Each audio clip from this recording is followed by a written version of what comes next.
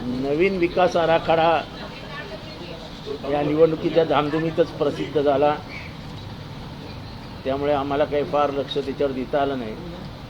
पण आता जेव्हा त्याचा अभ्यास करतो, खास करून माझ्या मतदारसंघामध्ये अख्खा कळवा उद्ध्वस्त होईल अशी भूमिका हे ज्यांनी कोणी हा प्लॅन केला आहे त्याची आहे. कळव्या नाक्यावरनं जे सुरुवात होते ते फार खारेगावपर्यंत जाते. तुम्हाला दिसत असेल की दाटीवाटीने असलेल्या बिल्डिंग आणि या पिवळ्या लाईनमध्ये जो नियोजित रस्ता आहे, तो रस्ता दिलेला आहे. त्याच्यामध्ये आतमध्ये देखील खूप रस्ते दिलेले आहेत. आता हे रस्ते म्युन्सिपल कॉर्पोरेशन आणि गव्हर्नमेंट करणार कशी आहे? कारण का ह्या सगळ्या प्रकरणामध्ये जवळजवळ 450 बिल्डिंगी उद्ध्वस्त होत आहेत, काही सोसायटी आज उद्ध्वस्त होत आहेत. आता आपण पुढच्या आठवड्यात मी तुम्हाला त्या सोसायटीज दाखवीन कुठल्या कुठल्या आहेत. आणि ते सगळं बघितल्यानंतर आमच्या एक लक्षात येत आहे की हा सुनियोजित प्लॅन आहे. म्हणजे हा प्लॅन काही उद्दिष्ट मनात ठेवून केलेला प्लॅन आहे. आता त्रिमूर्ती प्लॅन पास सोसायटी, त्याच्या आतमधनं डीपी प्लॅन गेला. सह्याद्री प्लॅन पास सोसायटी, त्याच्या आतमधनं गेला आहे. म्हणजे ह्या दोन्ही बिल्डिंगी किंवा या दोन्ही सोसायटी उभ्या आयुष्यात रिडेव्हलपमेंट करू शकणार नाहीत. आणि जर करायचंच असेल तर त्याला एखाद्याचा काष्टा पकडावा लागेल. तो काष्टा कोणाचा पकडायचा आहे हे तुमच्या लक्षात आलं असेल.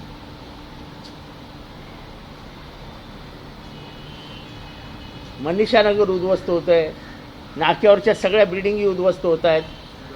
सुदामा, खारेगाव, सुदामा, त्रिमूर्ती, साईबाबा नगर, सह्याद्री, तो इथे प्लॅन नाही का? हे झालं इथलं या साईडचं. खारेगावचं गावठाण गेलं.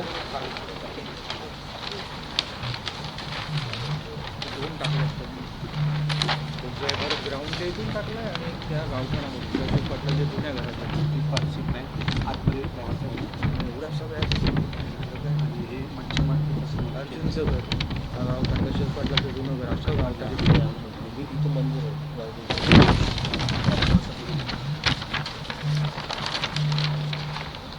हे आता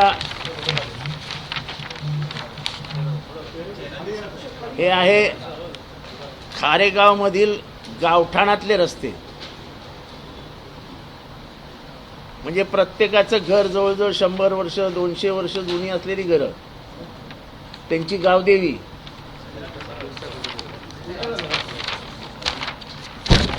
त्यांची गावदेवी, गरीमरी मंदिर.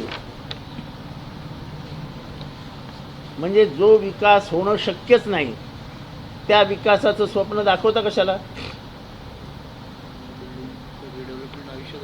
आणि परत कधी या लोकांना तुम्ही कुठे जागा देणार?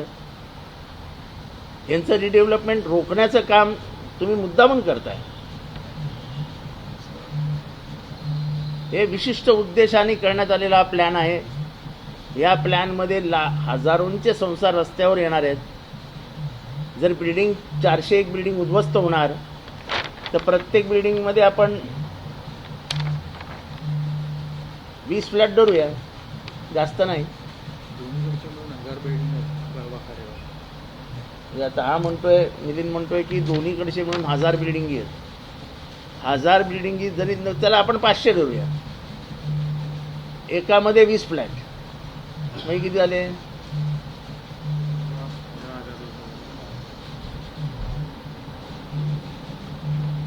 आता 10,000 घरं जर उद्ध्वस्त होणार असतील तर त्यांच्यामध्ये माणसं किती? 4 पकडूया, 40,000 माणसांना रस्त्यावर आणणारा डीपी प्लॅन आहे. आम्ही याच्याविरुद्ध जनआंदोलन उभारणार आहोत.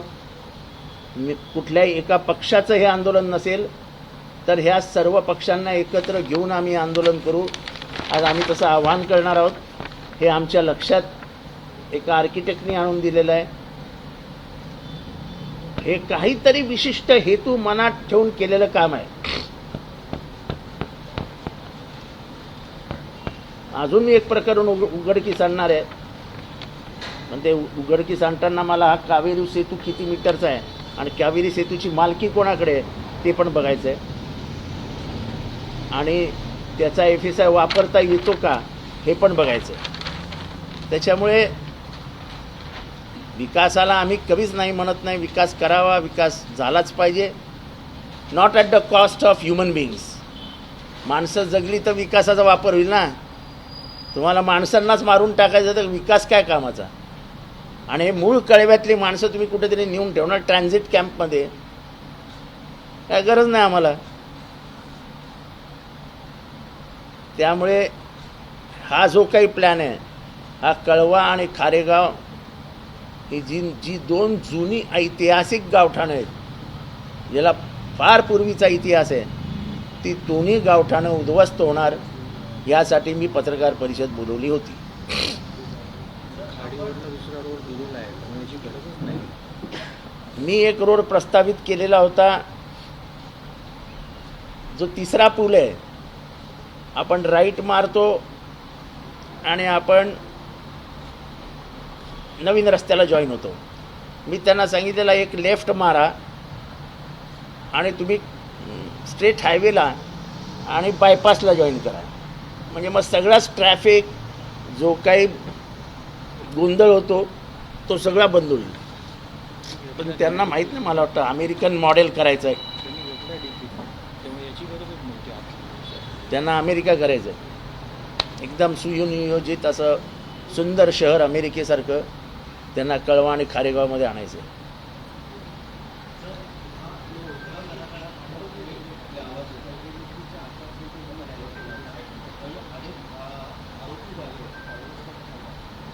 नाही नाही, आता कसं आहे, आता आमच्या नाही, आता आम्ही नोंदवू.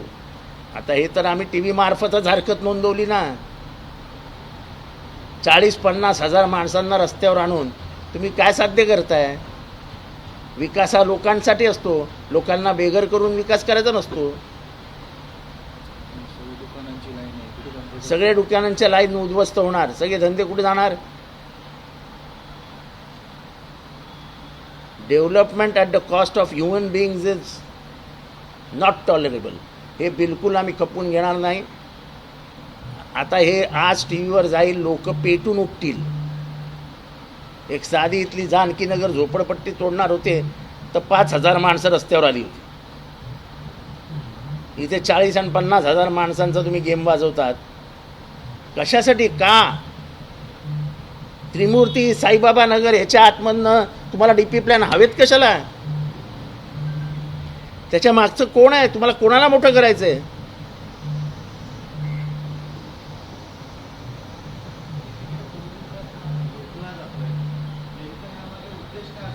तोच आम्ही शोधतोय उद्देश, तुम्ही पण शोधा की त्रिमूर्ती, साईबाबा, सह्याद्री या 3 सोसायटी, सुदामा या 3 सोसायटीचा पुनर्विकास हा अडेल कसा आणि अडताना तो कोणाच्या मदतीने पुढे जाईल.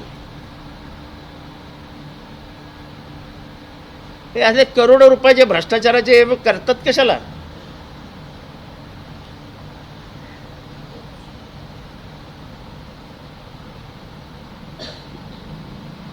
आणि एवढीच हौस आहे तर ठाण्यातलं करा ना, DP प्लॅनचे रस्ते उघड.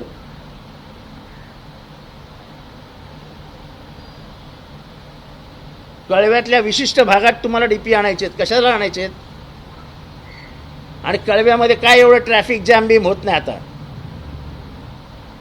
तिसऱ्या पुलामुळे कळव्यातल्या लोकांना चांगली हे मिळालेली आहे. आणि जर तो मागचा रस्ता जो आम्ही सुचवला, जो खारेगाव मार्गे जाईल, तो झाला तर मग कधी ट्रॅफिकच होणार नाही. ते तुम्ही ट्रॅफिकचा विचार करून DP प्लॅन आणता ना. आता काय इथे उघड्या जमिनी नाही आहेत. अरे कमीत कमी महानगरपालिकेने जिथे उघड्या जमिनी आहेत तिथे होणारी अतिक्रमणं तर रोखावीत.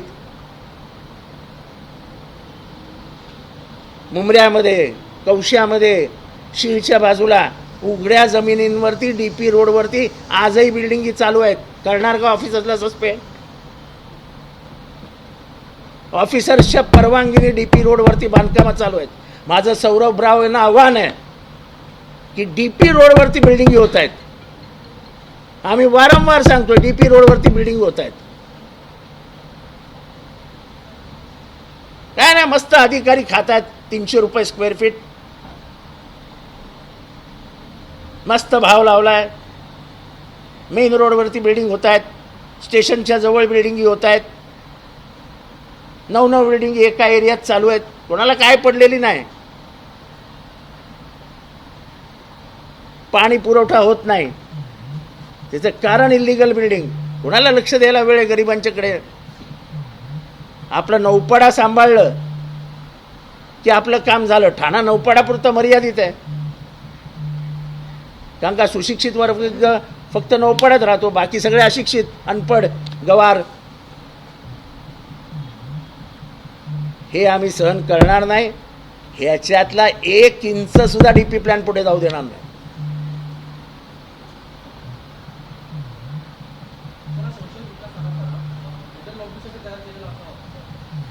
तुम्ही पत्रकार आहात ना, शोधा ना जरा. आम्ही एवढं तुम्हाला रस्ते ओपन करून दिले, आता त्या रस्त्यांना पुढे तर जा, फिरा, त्रिमूर्ती, साईबाबा नगर शोधा, मग तुम्हाला काय दिसतं ते कळेल. ठाण्यानंतर आता कळ्यामध्ये देखील आशरने आता डोकं काढलेलं आहे, तो त्यांना देण्यात आलं आहे. त्याच्यानंतर कॅन्सर काय वाटतं, आशर सारख्यांना कुठेतरी आता ह्या ठिकाणी त्यांचं मी तर आशरला आता ठाण्याचा मालकच समजायला लागलो.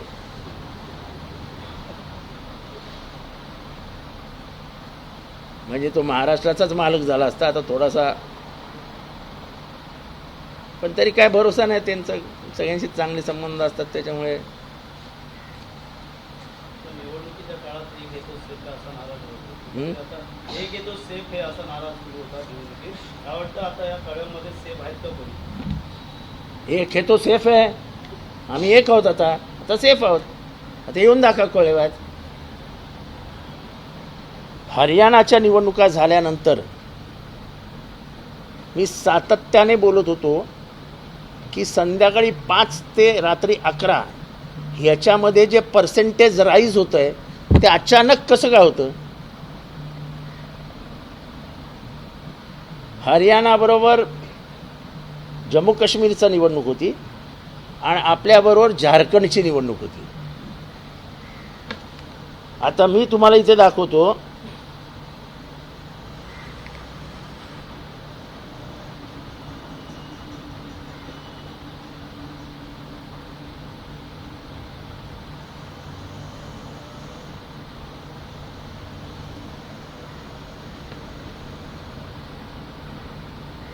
,83% वाढ झाली आहे 5 ते 11 मध्ये. संध्याकाळी 5 ते 11 मध्ये 86%, 83% वाढ, 7.83% वाढ झाली आहे. याचा अर्थ 76 लाख मतं त्या दरम्यान पडलेली आहेत. 6 वाजता तर हे बंद होतं. आत्तापर्यंतच्या इतिहासामध्ये फक्त 1.5% वाढ झालेली आहे आणि याबाबतची कुठलीही माहिती इलेक्शन कमिशन द्यायला तयार नाही. झारखंड जे आम्ही जिंकलो, आम्हाला जिंकताना काय होतं ते बघा. 1.79 आफ्टर 5 PM to 11 PM. आपलं कुठे 7.83 आणि Jharkhand 1.79.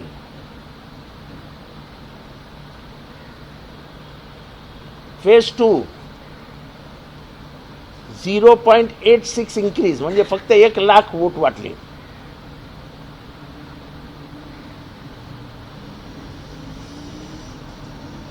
Large voting percentage after 5 PM, म्हणजे आपण 5ला जरी 5 ते 6चा जरी धरलं तर साधारण 6:15 पर्यंत सगळं संपतं. 6:15 पर्यंत जरी संपतं. आपण 200 म्हणजे किती बूथ कॅल्क्युलेट केलं तर साधारण 7:40 सेकंदात कुठेही होत नाही, 1-1.5 मिनटं लागतोच. आपण समजूया 60 वोट पडले अख्ख्या महाराष्ट्रात, तरी किती होतील. आता तुम्ही बघा BJP कुठे जिंकलं, हरियाणा. किती वाढली मतं, 6.73% BJP जिंकली. 7.83% BJP जिंकली. काही हरियाणाच्या जिल्ह्यांमध्ये 10% वाढ दाखवलेली.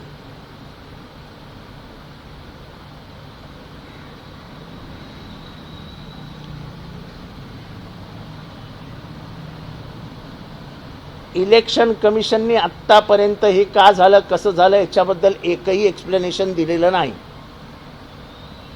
एकही एक्सप्लेनेशन दिलेलं नाही.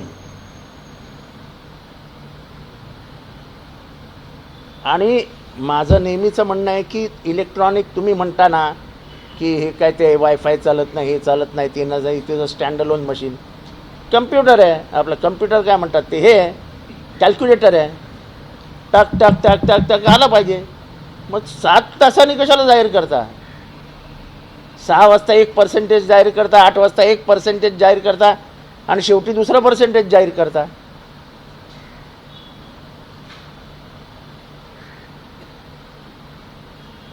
आणि आज मस्कनी स्टेटमेंट दिलेलंच आहे की कुठलंही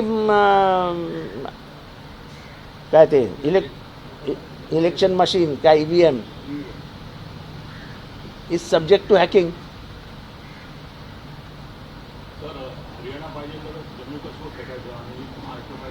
हा, म्हणजे असं आहे की एक ससा द्यायचा आणि हत्ती घ्यायचा.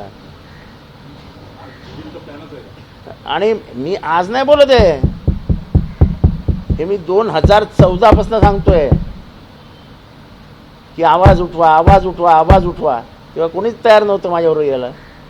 आणि मी तुम्ही बघा, ह्या निवडणुकीच्या आधी पण मी बोललोय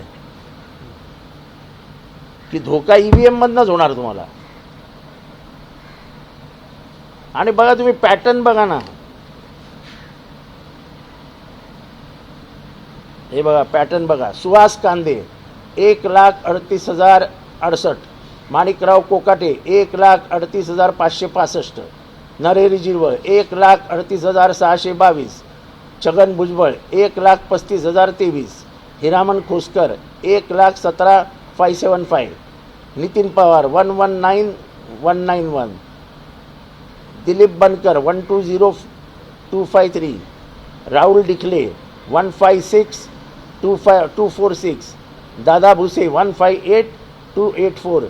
दिलीप बोरसे 159,6081. देवयानी फरांदे 105,689. आज राहुल अहेर 104,486. हे सगळे नाशिकचे मतदारसंघ आहेत. म्हणजे एक पॅटर्न दिसतं तुम्हाला याच्यातनं, की पॅटर्नवरती जाऊन त्यांनी ते केलेले आहेत.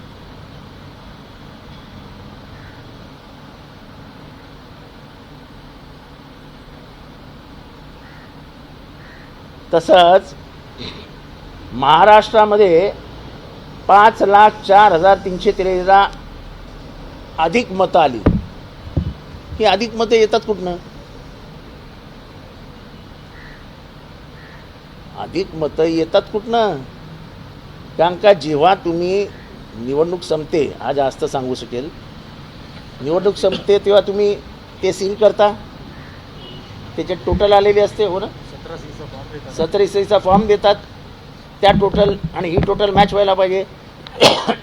मग 5 लाख मतं वाढतात कुठनं?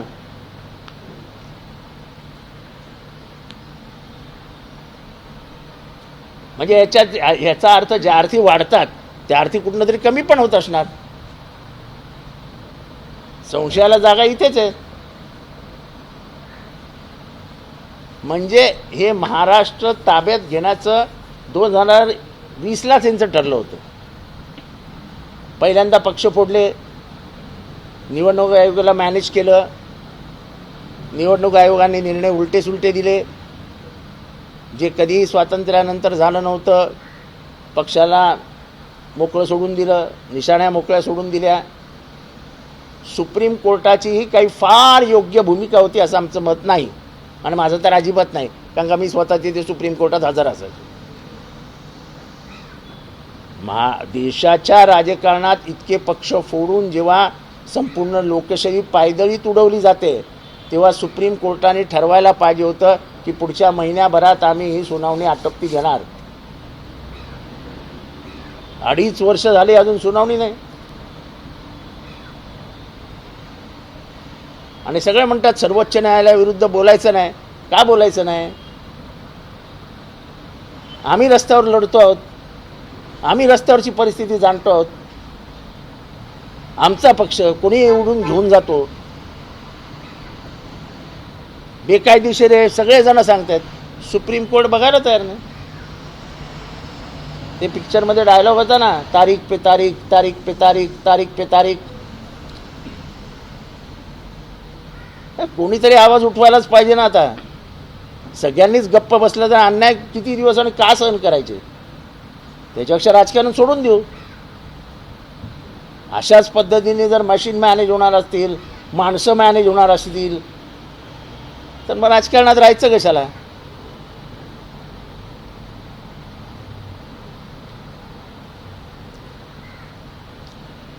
आणि दुर्दैवाने विरोधी पक्षातल्या सगळ्या नेत्यांना मी अनेक दिवस सांगत होतो, ईव्हीएम बोला, ईव्हीएम बद्दल बोला, ईव्हीएम बद्दल बोला, ईव्हीएम. आणि मी त्यांना सांगायचो की तुम्हाला ते 2 छोटी राज्य हातात देतील आणि 1 मोठं काढून घेतील. लोकसभेच्या आधी झालेल्या 2 निवडणुकांमध्ये छोटी राज्य त्यांनी इंडिया अलायन्सला दिली आणि तिथे लोकसभा काढून घेतली.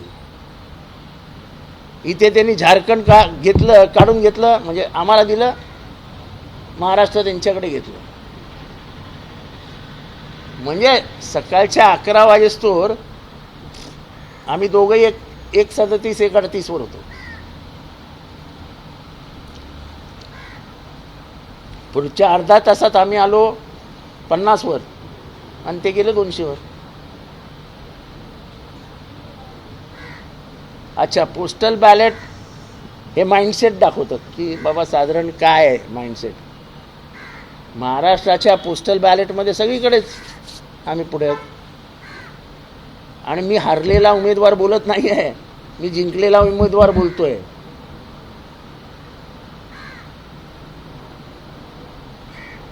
त्यांनी माझ्या इथेही करण्याचा प्रयत्न केला, मी त्याच्यावर फार बोलणार नाही.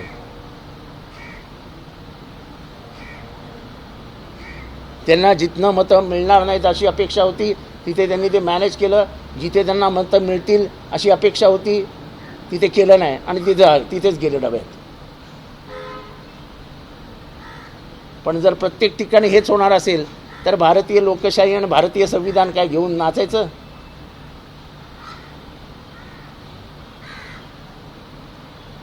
विरोधी पक्षाला जर असं नेस्तानुबत करणार असेल तर देशातली लोकशाही ही संपुष्टात येईल.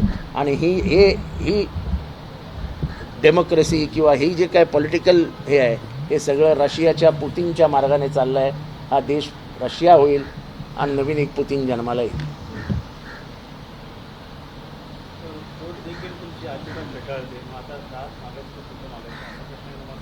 नाही, माझं एक साधं तुम्हाला सवाल आहे. माझं मत मी टाकलं, हां, मला समजायला नको माझं मत गेलं कुठे. मला बाकी जाऊ द्या, ईव्हीएम फीव्हीएम टीव्हीएम काही असू दे, माझं मत मी टाकलं, ती प्रिंट आली, ती प्रिंट गेली कुठे हे मला समजायला पाहिजे. कारण ते माझं मत आहे, मला तुम्ही कसं काय अंधारात ठेवू शकता? कुठल्या नियमाने तुम्ही मी वोटर आहे. जेव्हा मी कम्युनिस्ट पार्टीला मतदान करतो तेव्हा मला समजलं पाहिजे की माझं वोट तिथे कम्युनिस्ट पार्टीला पडलंय. तिथे तर आंधळी कोशिंबीर आहे. टाकलंय, दिसतंय, गेलं कुठे माहीत नाही. हा माझा पर्सनल राईट आहे. ईव्हीएम फीव्हीएम देश दुनिया जाऊ द्या खड्ड्यात. एक वैयक्तिक माणूस म्हणून मला कळलं पाहिजे ना माझं मत कुठे आहे.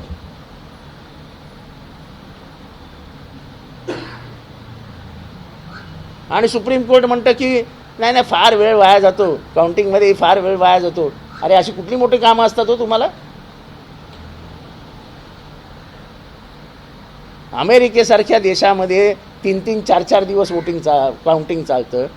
अमेरिकेमध्ये एक मला निवडणूक आठवत नाही ती कोणाची होती, पण 7 दिवस काउंटिंग चाललं होतं. आत्तासुद्धा ट्रम्प वर्सेस कोणती होती, हॅरिस, तिचा 2.5 दिवस चाललेलं काउंटिंग. म्हणजे अमेरिकेतल्या लोकांना कामं नाहीत, भारतातल्या लोकांना फार कामं आहेत. त्यांना पक्षापेक्षा शरद पवार साहेबांना सपोर्ट होतो, ठाकरेंना सपोर्ट होतो. माझं स्पष्ट मत आहे की उतरत्या वयामध्ये शरद पवारांना आत्मक्लेश होईल, त्यांची मानहानी होईल आणि एक असं एकट्याला पाडलं आम्ही असं चित्र निर्माण करायचं आहे. मातोश्रीसुद्धा एकट्याला पाडून दिली आहे साईडला, असं चित्र निर्माण करायचं आहे. आणि त्याच्यासाठी एक सुनियोजित कट आहे, हा कट आहे. आणि जे शरद पवार काँग्रेस पूर्ण ताकदीने उभी असताना 60 जागा जिंकायचे, 60, इंदिरा गांधी जिवंत असताना, ही शरद पवारांची ताकद होती महाराष्ट्रामध्ये. त्या शरद पवारांना तुम्ही 10वर आणून ठेवलं. हक्काचा मतदारसंघ निफाड शिवसेनेकडे होता, 100% निफाड जिंकायला पाहिजे होतं.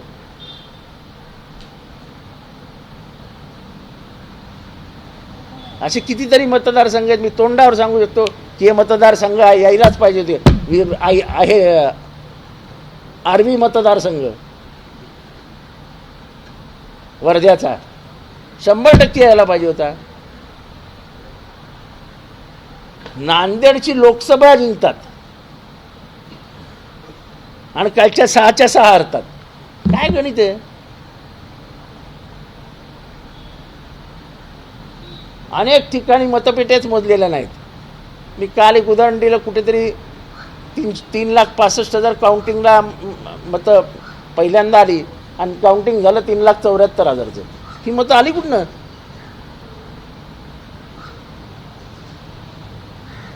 आणि मी परत सांगतो, मी हे आज बोलत नाही आहे, मी सुरुवातीच्या काळापासून म्हणतो आहे की आणि एनी मॅन मेड मशिनरी, हा जगाचा सायंटिफिक नियम आहे की any man made machinery can be managed. कारण का तुमचं डोकं लावलेलं असतं, तुमच्यापेक्षा एक सुपरियर डोक्यावर येतं आणि तो त्याला उलटं करून दाखवतो. अरे जर कॉम्प्युटरच्या हार्ड डिस्कमध्ये पेपर इन्सर्शन होऊ शकतात आणि ते पुराव्याने असे सांगितले जातात की हे पेपर नंतर आले आहेत, तर तुम्ही मतांचं काय सांगता आम्हाला? पेजर आहे ना, पेजर पण कुठेही काही कुठे लिंक नाही ना, मी पेजर हॅक करून दाखवतो. मग पेजर हॅक होऊ शकतो, ते का नाही हॅक होणार? दुसरी गोष्ट, ही प्री प्रोग्राम होऊ शकतं ना.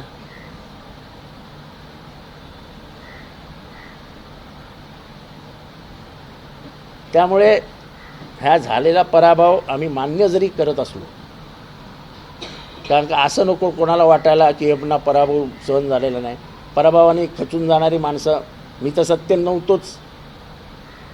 मी जवळजवळ गेले आता 25-26 वर्ष आमदार आहे. मला काय सत्तेची फार मिळालेल्या आहेत खुर्च्या, असं काय नाही आहे. पण तरी मी सांगतो की सत्तेपेक्षा लोकशाहीच्या मार्गाला जिवंत ठेवणारी जी यंत्रणा आहे, बाबासाहेब आंबेडकरांनी निवडणूक आयोग हे स्वतंत्र का ठेवलं? केंद्राच्या हस्तक्षेपापासून लांब का ठेवलं? तर निवडणुका व्यवस्थित व्हावा, म्हणजे लोकांना हवं ते सरकार येईल. इथे तर पहिल्याच दिवसापासून लपडं सुरू झालं. सुप्रीम कोर्टाने सांगितलं की सुप्रीम कोर्टाचे मुख्य न्यायाधीश निवड समितीत असतील. लोकसभेने ठरवलं, त्याची काय गरज आहे? तू कोण? आता निवडणूक हे कोण निवडणार? केंद्रातले 2 मंत्री आणि विरोधी पक्षातला 1 माणूस, 2:1. मेजॉरिटी कोणाची? मग आले आपले राजीव साहेब. मग पक्ष फोडा आणि काही करा, त्यांना काय इलेक्शन कमिशनला पडली आहे? मी सांगतो एक सामान्य माणूस म्हणून की महाराष्ट्रात झालेली पक्षफुटी याला तुम्हाला कायदेशीर मान्यता देताच येत नाही. ठाणे महानगरपालिका निवडणुकीचा तरीही सुटला असला देखील आता पुन्हा सुरू आहे. त्यामुळे पुन्हा काहीतरी गेम चेंजर होऊ शकतो. काय गेम चेंजर काय जास्तीत जास्त? आता एवढा गेम चेंज झाला, अजून आमच्या आयुष्यात काय गेम चेंज होती?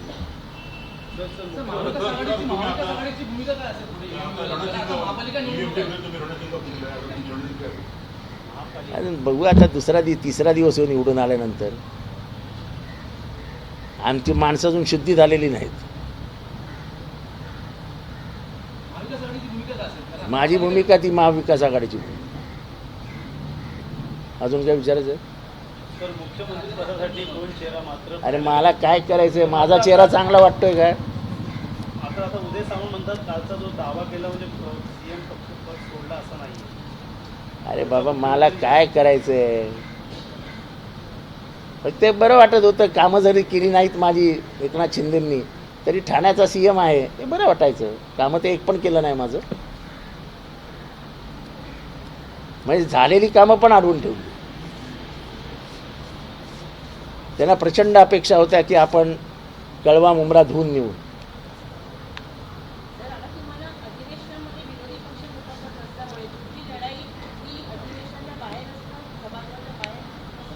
मी सभागृहात पण लढणारा माणूस आहे आणि सभागृहाच्या बाहेर पण लढणारा माणूस आहे. लढाई करणाऱ्याला युद्ध कुठे चालू आहे ह्याच्याशी घेणं काही देणं नसतं. त्याची तलवार आणि युद्ध एवढंच त्याच्या नजरेसमोर असतं.